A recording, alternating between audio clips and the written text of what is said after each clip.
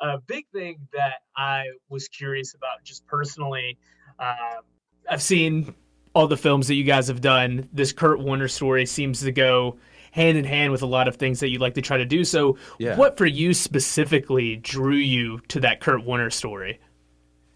Well, it's a great question. I love many things drew us to the Kurt Warner story. I mean, ultimately, we love true stories. I mean, inspirational true stories is like that's our what do they say? A filmmaker finds their story and just tells it over and over again. And I just fell in love with telling true stories. And with the film Woodlawn, also another football movie that we did, I Can Only Imagine, and other films. And I just think there's power to true stories. And I love true stories that inspire. And each film has its purpose, each film has its theme. To me, the Kurt Warner story was it's just about believing in your dreams again, and it's about never giving up on your dreams. And it's about having faith in your destiny and in your purpose and in your calling and in your dream. And Kurt just never gave up on on his dream. And I think what the vision for the film was is for the audience to see it, to laugh, to cry, to be inspired, but then to say, you know what, if he can do it, I can do it.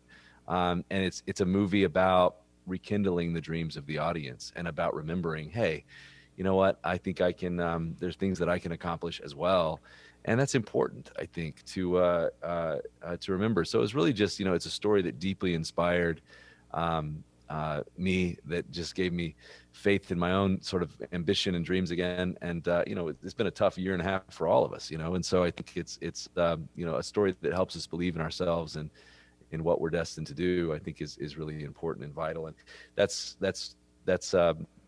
what drew us to the story. Ultimately, I think you have to trust that if something really inspires you and entertains you, that it'll inspire and entertain other people. And this is just one of the most phenomenal underdog American.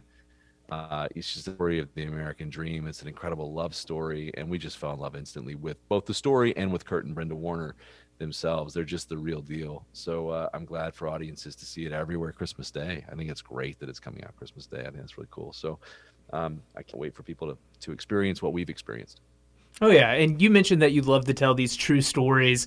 And what is that like casting a real life figure? So was there a specific moment that you knew Zachary Levi was this guy? Did you go into the project knowing it was him? Was it a bit of a process? So just tell me a little bit about that, Yeah. and kind of same I with all of your mean, other films. Zach Levi was born to play Kurt Warner, and I can't name on one hand the people that could play Kurt Warner and just have the raw athletic ability, the charisma, the charm. They look like each other, and so we had gotten to know Zach, and it's I mean, just on behalf of men everywhere, it's unfair. He's in that Hugh Jackman category of talent. Like when you can sing and dance and be on Broadway and anchor Tangled for Disney and the Shazam franchise, it's like this is enough. My goodness.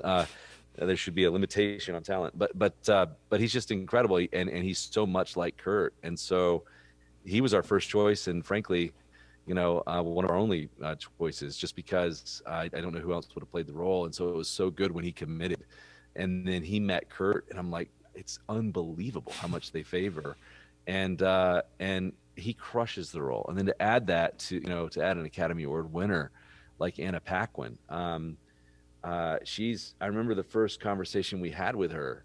It's like a Skype.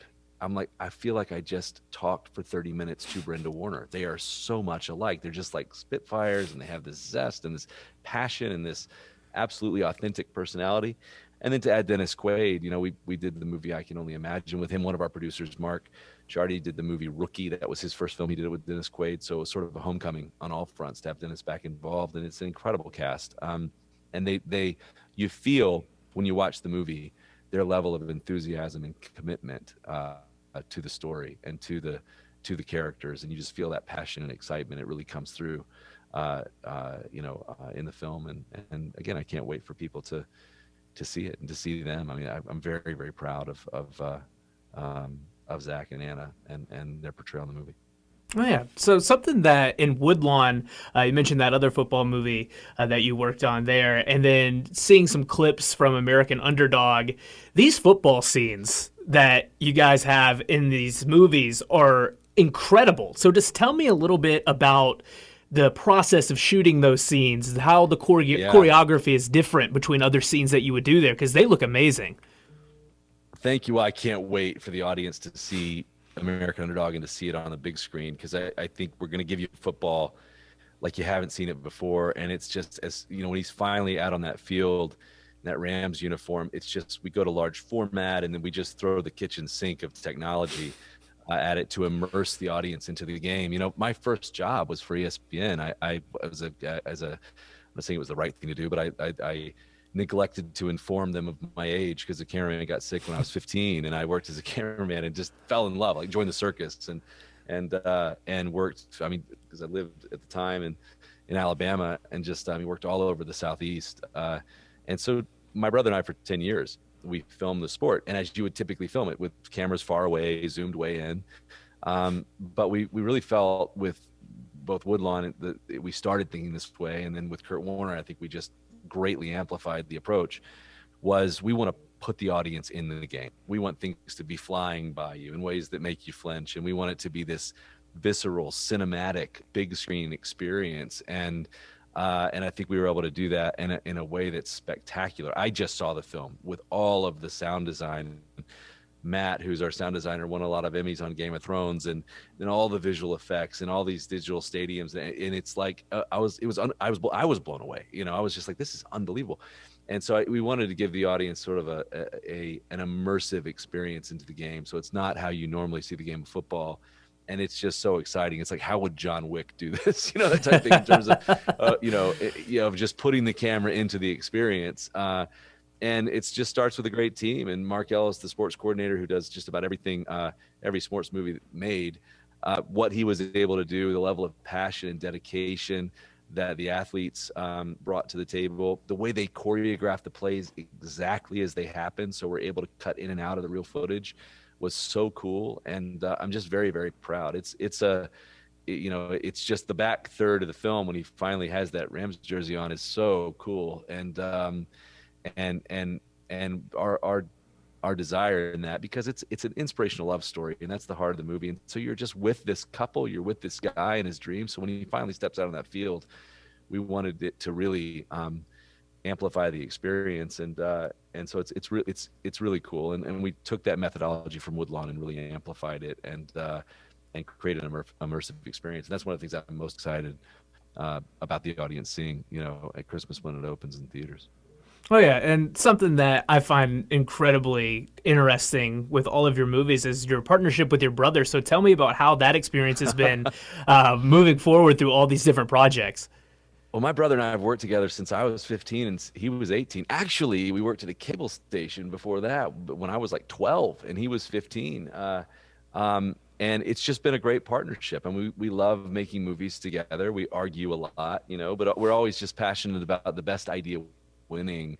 And he's just got an incredible skill set that differs from mine. And we joke around that if it wasn't, if it was up to me, we'd never finish anything. If it was up to him, we'd never start anything. So I always have these crazy ideas, and then we figure out how to finish them together. And he's really willed, Warner, he's really finished the project, and it's really been incredible. And we've made many films together. So we're more than 20 years in, working together, and just making movies together and entertaining audiences together. And we love it. And I think that's one of the themes of the story too, is just, dreams take a long time, and sometimes success is long obedience in the same direction. And the best way is just to never, ever quit. And sometimes you quit right on I remember when I was 16, my dad bought us a camera with money he didn't have, helped us get a loan for $10,000 that started our company. He said, dream bold, dream big, dream the impossible. And we've tried to live up to that. And he also said, it takes 20 years, to really break through. And it was almost 20 years exactly to the success of I Can Only Imagine, and it being the #1 independent film in 2018. And so sometimes the best way is to never give up, just to never, ever quit. And that is the great theme of the Kurt Warner story, is here. You could not be further from your goal than Kurt Warner was from his goal. I mean, tiny school in Iowa, benched for 4 years, didn't get drafted, working at a supermarket. Like, the odds are just not in your favor. People would call your dream delusional. And yet he stuck with it, and he endured, and he accomplished what he set out to accomplish. And that's inspirational for all of us, because I think we all have dreams that if we spoke them out loud, we'd be afraid people would think we're crazy. And this is one of those stories that proves that sometimes the craziest dreams are the ones that are most possible, and it's inspiring on that front. So I think you see the movie and you can't help but have your own dreams rekindled, and you can't help to be inspired. And I think we need that right now. Okay, and last question. You mentioned how this has been a tough couple of years for everybody out here. How was the process of filming this different than some other things you've done? Obviously, with the pandemic going on, other struggles out in the world. How was that for you guys? Well, I mean, what we say is films don't want to get made in general. Like movies just don't. I mean, it's like moving, a circus around, and turning on a dime. And so to add a pandemic to that, made and in fact, we filmed it in Oklahoma, and there was a massive blizzard in Oklahoma and Texas, and we called it the Blizdemic. It was like, it was the worst of everything, but it was difficult. It was difficult to make. I think that, as with anything, it's just about surrounding yourself with an incredible team, and that's how you win. But it was a very difficult process of making the movie, and we had to have all these COVID limitations and protocols. Couldn't have a lot of people, couldn't have a lot of extras, so all the crowds are digital in the film. They look fantastic. But we have this thing. I think I heard it was on a Lord of the Rings special edition something. Peter Jackson said, "Pain is temporary, film is forever." We probably said that more on this film than I ever have on another. But that's the beauty of it. It's like it's finished and it's done and it's great. And now the audience gets to see it, and all the blood, sweat, and tears are worth it. But it was not easy to make a movie in a pandemic, for sure. Oh yeah, Jon, thank you so much. The movie, I cannot wait to see it. Everything about it looks incredible. I'm so excited. Thank you for taking the time to talk with us today. Can't wait. Christmas Day in theaters everywhere, and can't wait for families to see it together. And thanks for getting the word out. Oh yeah, thank you so much.